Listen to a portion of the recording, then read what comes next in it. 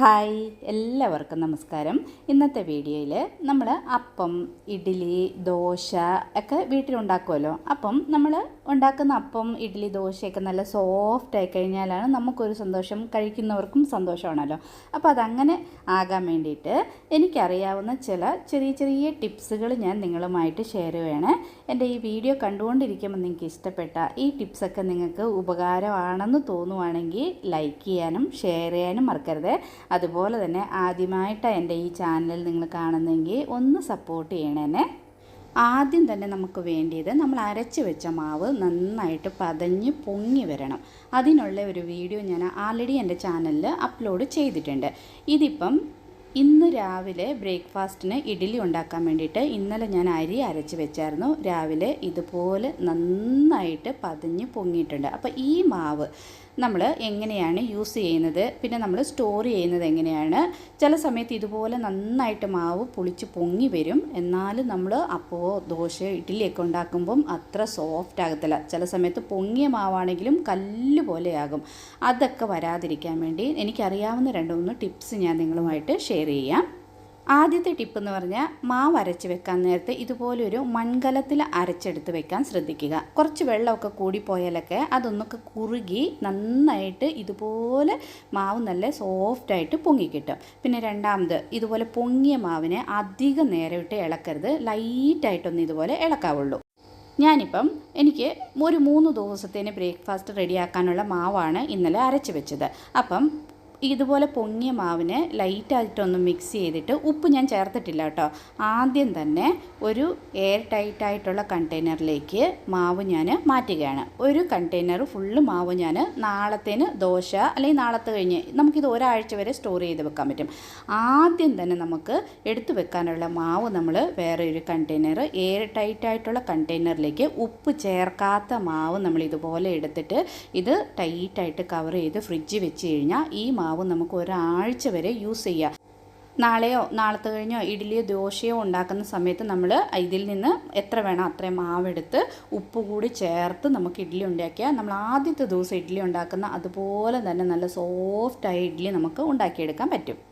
അടുത്തത്, ഇന്നിപ്പോൾ ഇഡ്ഡലി ഉണ്ടാക്കാൻ വേണ്ടിയിട്ട് അതിൽ നിന്ന് ആദ്യം ഞാനൊരു കണ്ടെയ്നറിലേക്ക് മാവെടുത്ത് മാറ്റി ഫ്രിഡ്ജിൽ വെച്ചു. ഇന്നിപ്പോൾ ഉണ്ടാക്കാൻ ബാക്കിയത്തെ മാവ് ഒരു സ്റ്റീൽ പാത്രത്തിലേക്ക് എടുത്തിട്ടുണ്ട്. ഇതിൽ ഉപ്പ് ചേർത്തിട്ടില്ലായിരുന്നു. ഞാനിപ്പോൾ ഇഡ്ഡലി ഉണ്ടാക്കുന്ന നേരത്ത് ആവശ്യത്തിനുള്ള ഉപ്പ് ഞാൻ ഇതിലേക്ക് ചേർത്തു. ഇനി ഇതിലേക്ക് ഒരു 1/2 സ്പൂൺ പഞ്ചസാര കൂടെ ചേർത്ത് കൊടുക്കുന്നുണ്ട്. ഇത് വേണ്ടാന്നുണ്ടെങ്കിൽ പഞ്ചസാര നിങ്ങൾക്ക് സ്കിപ്പ് ചെയ്യാം കേട്ടോ. ഒരു 1/2 സ്പൂൺ പഞ്ചസാര കൂടെ ചേർത്ത് കൊടുത്താൽ ഇഡ്ഡലിക്ക് നല്ലൊരു വെളുത്ത കളറും അതുപോലെ കുറച്ചുകൂടി ഒന്ന് സോഫ്റ്റായി കിട്ടുകയും ചെയ്യും. അതിന് വേണ്ടിയിട്ടാണ്. അപ്പോൾ ഉപ്പും ഇച്ചിരി പഞ്ചസാരയും കൂടെ ചേർത്തിട്ട് നമ്മൾ മാവിട്ട് ഒത്തിരി നേരം ഇതുപോലെ മിക്സ് ചെയ്യരുത്. ലൈറ്റായിട്ടൊന്ന് മിക്സ് ചെയ്ത് കവർ ചെയ്ത് ഒരു 10 മിനിറ്റ് മാറ്റി വെച്ചിട്ട് നമ്മൾ ഇഡ്ഡലിയോ ദോശ ഉണ്ടാക്കുവാണെങ്കിൽ നല്ല സോഫ്റ്റായിട്ട് കിട്ടും നമുക്ക്. ഒരു 10 മിനിറ്റ് കഴിഞ്ഞു. ഇപ്പം നമുക്ക് ഇഡ്ഡലി ഉണ്ടാക്കാം. ഇഡ്ഡലി ഉണ്ടാക്കാനായിട്ട് ഇഡ്ഡലി പാത്രത്തിൽ നമ്മളെല്ലാവരും എണ്ണ തൂക്കും. അതുപോലെ തന്നെ എണ്ണ ഒന്ന് തൂക്കണം. എണ്ണ തൂത്തിട്ട് ഇഡ്ഡലി പാത്രത്തിന് നമ്മൾ ആദ്യം തന്നെ ഇഡ്ഡലി പാത്രത്തിൽ അതിൽ സ്റ്റീമറിൽ വെള്ളം തിളയ്ക്കാനായിട്ട് വെച്ചിട്ട് ഈ എണ്ണ തൂത്ത പാത്രത്തിന് അതിൻ്റെ അകത്ത് വെച്ച് നന്നായിട്ടൊന്ന് ചൂടാക്കണം. കണ്ടോ, ഇപ്പോൾ പാത്രം നന്നായിട്ട് ചൂടായിട്ടുണ്ട്. ചൂടായിട്ടുള്ള പാത്രത്തിലേക്ക് നമ്മൾ ഇതുപോലെ മാവ് ഇതിലേക്ക് ഇങ്ങനെ മാവ് ഒഴിച്ച് കൊടുത്തിട്ട് ഇഡ്ഡലി ഉണ്ടാക്കുകയാണെങ്കിൽ ഉണ്ടല്ലോ, നമ്മുടെ ഇഡ്ഡലി ഒട്ടും തന്നെ പാത്രത്തിൽ ഒട്ടിപ്പിടിക്കുകയില്ല. ഇത് പെട്ടെന്ന് നന്നായിട്ട് പൊങ്ങി വരാൻ ഇത് സഹായിക്കുകയും ചെയ്യും. നമ്മൾ മാവ് ഒഴിച്ചിട്ട് ഇഡ്ഡലി ഇതിൻ്റെ അകത്ത് വെക്കുന്നേക്കാളും ആ പാത്രം ഒന്ന് എണ്ണ തേച്ച് കഴിഞ്ഞിട്ട് നന്നായിട്ട് ചൂടായി കഴിഞ്ഞിട്ട് നമ്മൾ ഇതുപോലെ മാവ് ഒഴിക്കുകയാണെങ്കിൽ പെട്ടെന്ന് തന്നെ മാവ് പൊങ്ങി വരികയും ചെയ്യും. അതുപോലെ തന്നെ ഇത് തണുത്ത് കഴിയുമ്പോൾ ഇങ്ങനെ കൈകൊണ്ട് തന്നെ നമുക്ക് ഈസി ആയിട്ട് ഇഡ്ഡലി എടുക്കാൻ പറ്റും. കണ്ടോ, ഒട്ടും തന്നെ പാത്രത്തിൽ ഇത് പിടിച്ചിട്ടില്ല. പാത്രത്തിൽ പിടിച്ചു കഴിഞ്ഞാൽ നമുക്ക് പാത്രം കഴുകാനും ബുദ്ധിമുട്ടാണ്. പിന്നെ അടുത്ത് ട്രിപ്പ് ഇഡ്ഡലി ഉണ്ടാക്കാൻ നേരത്ത് പിന്നെ അതെല്ലാം ഒന്ന് നമ്മൾ തൂത്ത് കളയണം, എണ്ണ തേക്കണം. അതിലും വരെ നമുക്ക് എണ്ണ തൂത്തില്ലെങ്കിലും നമുക്ക് ഇഡ്ഡലി ഇതുപോലെ സോഫ്റ്റ് ആകുകയും ചെയ്യും. ഒന്ന് ട്രൈ ചെയ്യണേ. ഇനി അടുത്ത ടിപ്പ് ഒരു അടിപൊളി ടിപ്പാണ്.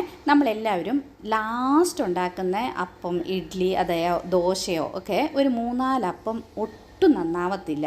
അത് ചിലപ്പോൾ ഇങ്ങനെ ഭയങ്കര മരം പോലെയാകും, അല്ലെങ്കിൽ ഒരു സോഫ്റ്റ് ഉണ്ടാകത്തില്ല. അതങ്ങനെ വരാതിരിക്കാൻ ലാസ്റ്റ് അപ്പം വരെ നല്ല സോഫ്റ്റായിട്ട് കിട്ടാനുള്ള ഒരു അടിപൊളി ടിപ്പാണ്. ആദ്യം തന്നെ നമ്മൾ ഇതുപോലെ ഒരു ബൗളിലേക്ക് കുറച്ച് മാവെടുത്ത് മാറ്റി വെക്കണം. ആ മാവ് ഒരു സൈഡിൽ ഇരിക്കട്ടെ. എന്നിട്ട് നമ്മൾ ഈ ബാക്കിയുള്ള മാവ് കൊണ്ട് നമുക്ക് അപ്പമോ ഇഡ്ഡലിയോ ദോശയോ എന്ത് വേണേലും തയ്യാറാക്കാം. എന്നിട്ട് ഒരു 5-6 അപ്പം ഉണ്ടാക്കി കഴിയുമ്പോൾ മാവ് ഇതുപോലെ തീരാറായി കഴിഞ്ഞ് ഇതും കൊണ്ട് നമ്മൾ ആ അപ്പം ഉണ്ടാക്കി കഴിഞ്ഞാൽ ഒട്ടും നന്നാവത്തില്ല. ഇഡ്ഡലി ആണെങ്കിലും ദോശയാണെങ്കിലും ആ സമയത്ത് നമ്മൾ മാറ്റി വെച്ചിരിക്കുന്ന ആ മാവുണ്ടല്ലോ അത് ഇതിലേക്ക് ചേർത്ത് കൊടുക്കണം. ഇതിലേക്ക് ചേർത്ത് കൊടുത്തിട്ട് ഇതും ഇതുപോലെ ലൈറ്റായിട്ടൊന്ന് മിക്സ് ചെയ്ത് യോജിപ്പിച്ചിട്ട് നമ്മൾ അപ്പമോ ഇഡ്ഡലിയോ ദോശയോ എന്ത് വേണേലും നമുക്ക് തയ്യാറാക്കാം. ഇപ്പം ഞാൻ ദോശ ഒന്ന് ചുട്ട് കാണിക്കാവേ. ഞാൻ ഇപ്പം ആ മാവ് മാറ്റി വെച്ചിരുന്ന മാവ് ഇതിലേക്ക് ചേർത്ത് കൊടുത്തിട്ടുണ്ട്. എന്നിട്ട് ദോശക്കല്ല് ചൂടായി കഴിയുമ്പോൾ നമ്മൾ ഇതുപോലെ മാവ് ഒഴിച്ച് ദോശയൊന്ന് ചുട്ട് നോക്കിയേ. ആദ്യം നമ്മൾ ചുട്ട ദോശയെക്കാളും സോഫ്റ്റായിരിക്കും ഈ അവസാനം ചുടുന്ന ദോശ.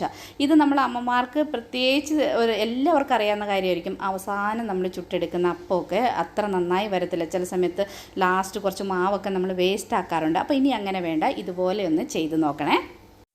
അടുത്ത ടിപ്പ്, ഡെയിലി ഇഡ്ഡലി ദോശ അപ്പമൊക്കെ ഉണ്ടാക്കുന്നവർക്ക് അടിപൊളി ഒരു ടിപ്പാണ് ഇത്. ഇവിടെ ഈ മംഗലാപുരം വെളുത്തങ്കടി ഉടുപ്പി സൈഡിലൊക്കെ തുളുക്കാർ ചെയ്യുന്ന ഒരു ടിപ്പ് ഞാൻ കണ്ടിട്ടുള്ളതാണ്. ആദ്യത്തെ ദിവസം നമ്മളിപ്പോൾ ഇഡ്ഡലിയോ ദോശയോ എന്തെങ്കിലും ഉണ്ടാക്കി ഒരു മണ്ണിൻ്റെ കലത്തിലാണ് നമ്മൾ എടുത്ത് വെച്ചിരിക്കുന്നത്. മാവെല്ലാം തീർന്നു കഴിയുമ്പം ഈ പാത്രം ഇങ്ങനെ തന്നെ മൂടി വെക്കും. എന്നിട്ട് ഇന്ന് വൈകുന്നേരം മാവ് അരച്ച് ഈ പാത്രത്തിൽ തന്നെ മാവ് മിക്സ് ചെയ്ത് എടുത്തു വെക്കും.